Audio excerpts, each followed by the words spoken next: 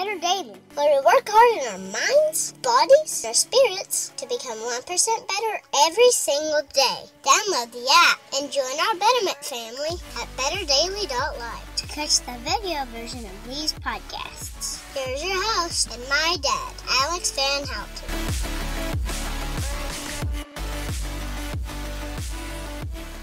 What is up, Betterment family? This is Alex Van Houten in Better Daily Live. Happy Friday. It's Flex Friday, and you can call me Coach because today we're going to be going through something from an exercise perspective that will help you on your 1% better journey. Now, normally I go through an exercise movement and walk you through a movement, but as you can see, I'm actually in the studio, which don't tell anybody is actually my closet. And you can't see it. There's a blue background.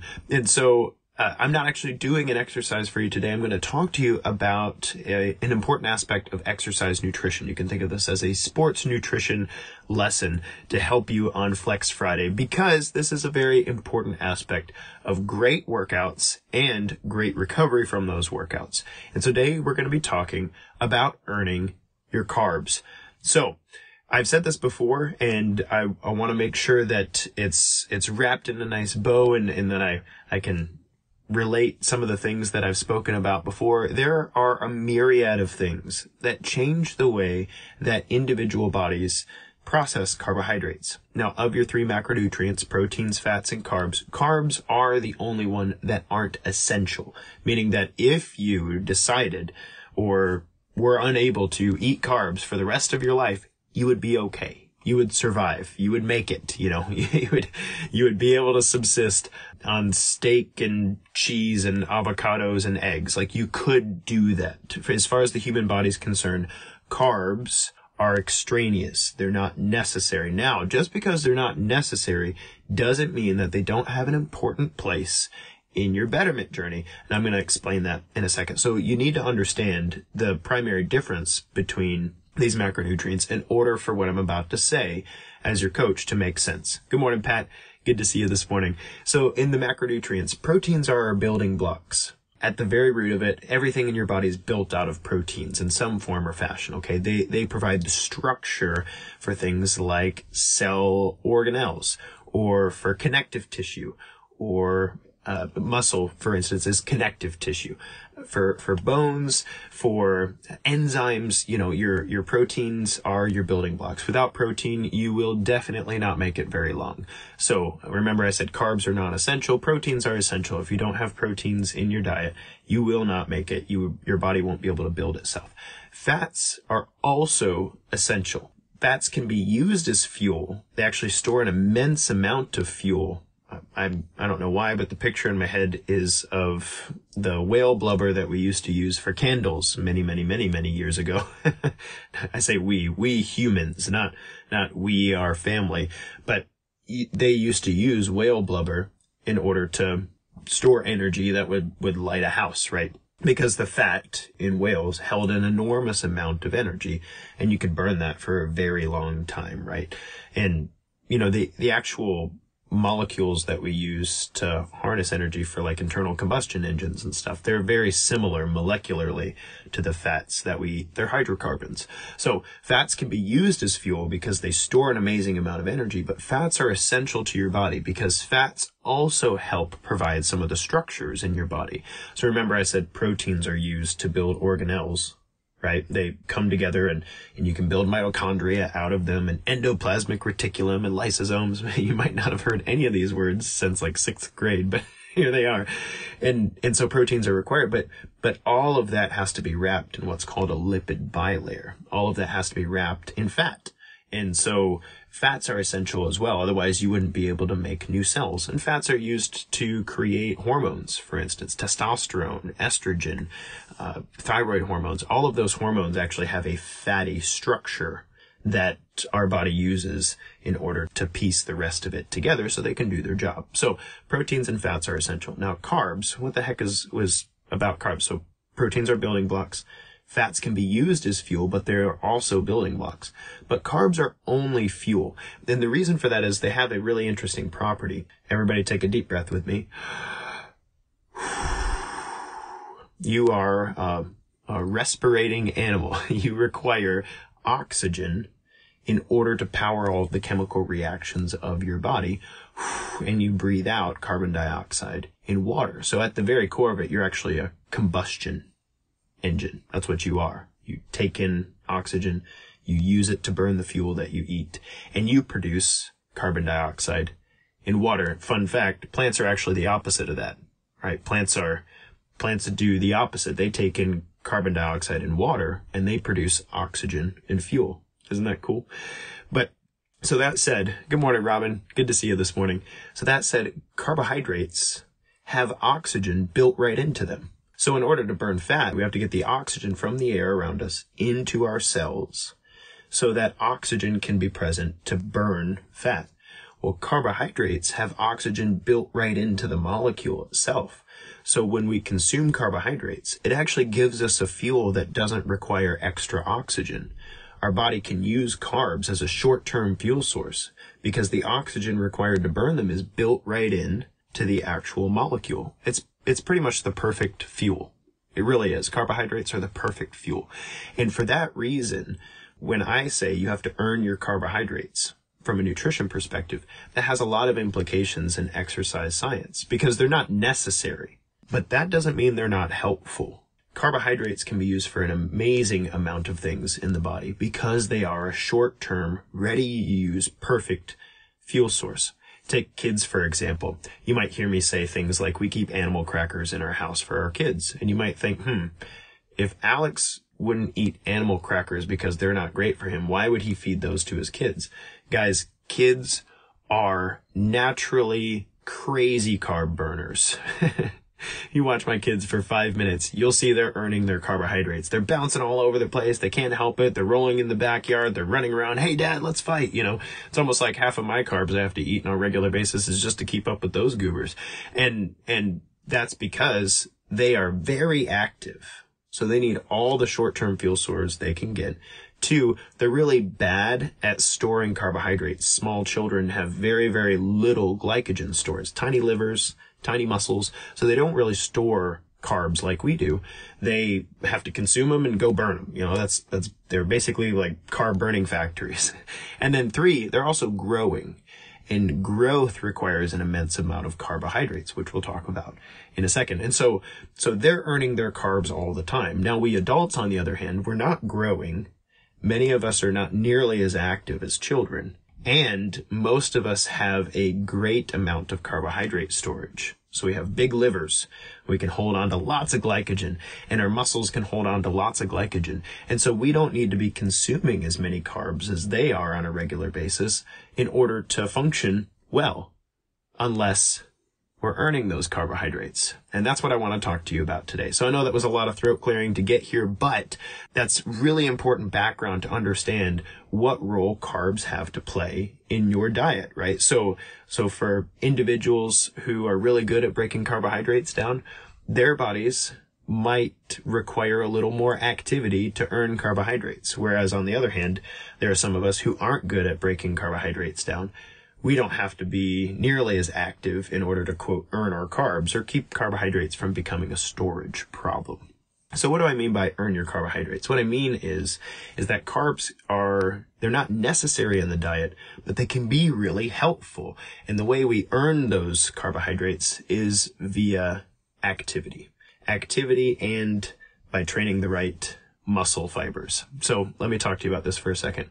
If you are sedentary by classification is you get less than 5,000 steps in a day, then your carbohydrate need is going to be very low compared to somebody who's very active. Active by definition is 10,000 steps or more, right? So that's something that we say in the health and fitness community a lot. You got to be active. It's really helpful to get 10,000 steps. Why? Well, in the literature, it shows that you'll live longer, you'll have less cardiovascular disease, less thyroid dysfunction, less proneness to type 2 diabetes, that sort of thing, less Alzheimer's incidence and dementia, if you can stay active daily. So one of the ways that you can earn carbohydrates in your diet is to be active. This is really important because remember, carbohydrates are the perfect fuel. If you're adding fuel to the system, you got to go use it. You gotta use it for stuff, right? And if you don't use it for stuff, your body has a wonderful mechanism for storing it for later.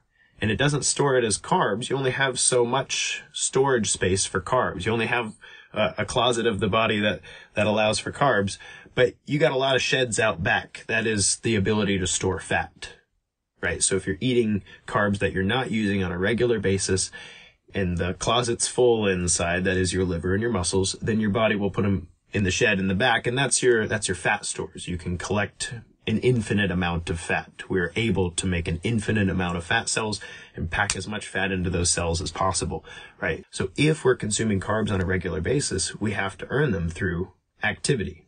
And I say earn them, you can get really messy in the psychology of that, but what I'm saying to you is your carbohydrate intake hinges on whether or not you are active today. That's a really good way to think about your nutrition with regard to carbs.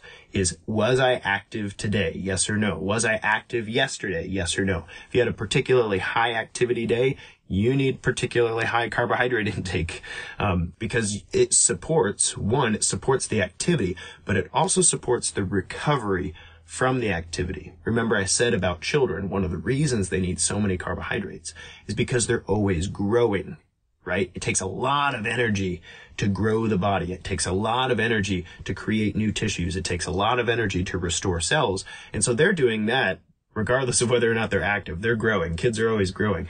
But if you were really active yesterday, then you're in a state of recovery today. Let's say you got 20,000 steps. Maybe it was a particularly crazy day at work. Maybe it was a particularly active day in the yard. Maybe you had some projects you were working on, and heck, maybe you're training for a marathon, whatever that is. All of that activity requires recovery. And there's only so much protein and fat can do for you to bolster recovery. So all that to say, we're earning our carbs through activity. If you're very active, then your carbohydrate intake is going to need to be higher. So I'll give you an example. I have a client that I'm working with right now. A few years ago, he's a super active individual who's getting somewhere between 12 and 18,000 steps every single day. And so his carbohydrate intake was between 180 and 220 grams per day. 180 to 220 grams per day. He's not a big guy. He's, 5'10", maybe 180. So anyway, 180 to 220. A few years later, fast forward, we worked together for a while. And for a year, he wasn't working with me. He came back and said, "Hey man, I tore my quad. I need your help with my macros because I can't be as active." And he can't be as active, he's getting less than 500 steps a day because he's kind of wheelchair ridden at the moment while his quad heals. So we talked through his activity and what he's able to do and how he's living and stuff. And so now his carbohydrate intake needs to be somewhere between 50 and 100 grams per day. So we went from 180 to 200 to 50 to 100. Same body, same guy, almost the same musculature, but a very different need of carbohydrate because of activity. Does that make sense? So when we earn our carbohydrates, activity is one of the pieces. The other piece comes from resistance training. And this is, I guess I've been sciencey enough. I'm not going to pull any punches. We'll just keep going. Just keep going with the science. You have two types of muscle fibers in your body. You have type 1 muscle fibers, which are endurance-based fibers. Type 1 muscle fibers run really well off of fats as a fuel source. So these are the muscle fibers that dominate things like marathon training, right? So type 1 muscle fibers. You also have type 2 muscle fibers. Those are fast twitch muscle fibers, and they're really bad at endurance. And so they require short-term fuel stores to do their job. Those are power-based or strength-based muscle fibers. So marathon training, type 1 muscle fibers. I can run forever and never stop as long as I keep breathing and keep fueling the system. Yep, great. Those are type 1 muscle fibers. Type 2 muscle fibers are kind of bigger, bulkier. They don't have as many mitochondria. They don't have the same oxygen uptake. And so they run primarily on carbohydrates. So here's the thing. We don't have type 2 muscle fibers, very much of them, unless we need them.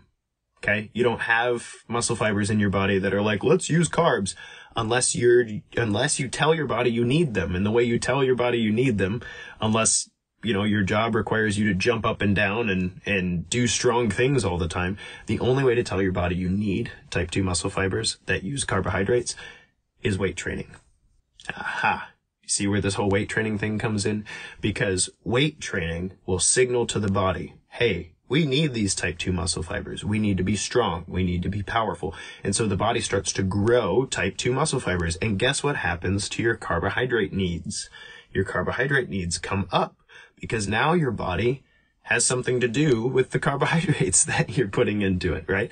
And so your type 2 muscle fibers are an extremely important part of earning your carbohydrates. And you can make significant progress growing type 2 muscle fibers with very, very little commitment on your part. 20 minutes 3 times a week is a great place to start if you haven't been weight training. Picking up 25-pound dumbbells or 40-pound dumbbells, depending on how strong you are, doing presses and rows and squats and lunges. This will develop type 2 muscle fibers, and that is another way that we earn our carbohydrates. So we earn our carbohydrates via activity. The higher our activity level, the higher our need or ability to process carbohydrates becomes. But also we earn our carbohydrates by growing type 2 muscle fibers. So strength training is an extremely important part of earning your carbohydrates. And this brings me to the final thing I want to say, right? So there's a lot of things that change the way a body processes carbohydrates. You can be one of those individuals who has different amylase production in your saliva, right? You could have a microbiome that's really good at breaking down carbohydrates, or maybe not. Those are things that are difficult to change. But conditioning and training are things that we can change. We can commit a certain amount of time each week to training our body. And that is why athletes are so good at burning carbohydrates and they don't ever seem to gain any weight from them. That is why conditioned and trained individuals have generally higher carbohydrate needs every day, right? So if you see somebody's food journal in this community and they're eating like 280 grams of carbohydrates and they don't look ridiculously overweight, and you're like, man, I can't eat more than 100 grams of carbs and it's on my love handles, right? Like, what's up with that? Training has a role to play in that, right? So the more active you are, the more trained your type 2 muscle fibers are, the higher your carbohydrate needs will be. And so I say this very often, earn your carbs, because many people would love to eat sushi when they want to, or have a pizza now and then. And I'm not saying you need to go overboard with all the junk food in the world if you're well trained. What I'm saying is that there are things in our lives that we would love to enjoy without many of the negative repercussions. Let's say we're on a weight loss journey and we don't want our carrot cake at breakfast. Don't eat carrot cake for breakfast unless it's your birthday, which is what I was trying to say. Carrot cake on our birthday, right? We don't want that to significantly set back our weight loss progress. And so if you are active and if you are well trained, I will assure you that your carrot cake will not be a problem for you if it's within reason. I don't eat carrot cake every day and not for breakfast most days unless it's your birthday. But a well-trained individual has a much higher wiggle room with regard to carbohydrates in their body composition because their body will use the fuel. Now, I know this has been a particularly long Flex Friday, so thank you so much for joining me for it. But that is carbs. Earn your carbs. And when you're trying to make sense of how many you should be eating and when you should be eating them, a really good rule of thumb is, did I earn my carbs today? Have I been active? Did I exercise regularly this week and tell my body I need those type 2 muscle fibers to be well recovered and well conditioned, using carbohydrates well for strength and power? And over the next few weeks, if you have questions about earning your carbs or you have questions about resistance training in general, please drop them here in Better Daily and I'll be happy to field them with you.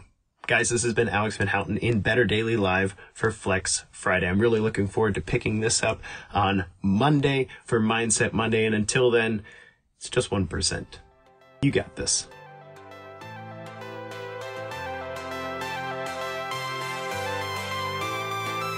Thank you for joining us for your 1% Better today. Don't forget to subscribe for the podcast. Leave us a raving review to tell others how Better Daily has helped you in your journey. If you want more Better Daily, download our app and join our Betterment family at betterdaily.live. Use use code POD to get 25% off your subscription. That's POD, all caps, to save 25% on your subscription. We all have a cross to carry. It's lighter when we do it together. Go to betterdaily.live today.